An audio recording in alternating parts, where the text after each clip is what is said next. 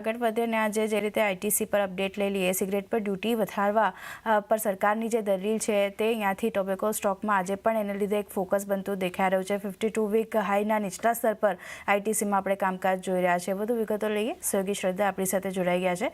શ્રદ્ધા, જણાવો આઈટીસી પર આજે શું અપડેટ છે?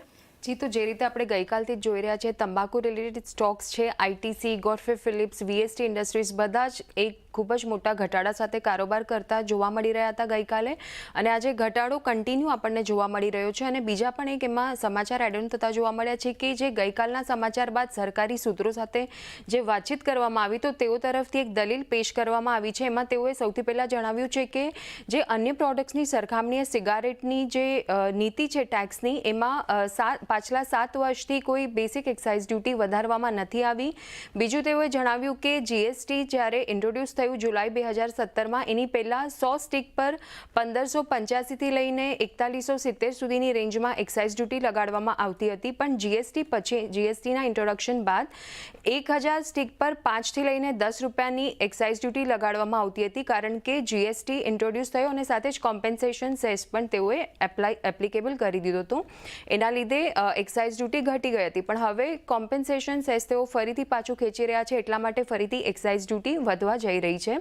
અને તેઓ એમ પણ કહ્યું છે કે અન્ય દેશોની સરખામણીમાં ભારતમાં જે સિગારેટ પર ડ્યુટી લગાવવામાં આવે છે તે ઘણી ઓછી છે। જેમ કે યુકે અને ઓસ્ટ્રેલિયાની વાત કરીએ તો ત્યાં 80થી લઈને 85% ટેક્સ લાગે છે સિગારેટ પર। યુરોપિયન દેશની વાત કરીએ તો અહીંયા પણ 75થી 80% ટેક્સ લાગે છે, કારણ કે WHOના સ્ટાન્ડર્ડ્સ મુજબ સિગારેટમાં જે ભારતમાં સિગારેટ પર ટેક્સ લગાવવામાં આવે છે તે ઘણો ઓછો છે સ્ટાન્ડર્ડ કરતાં।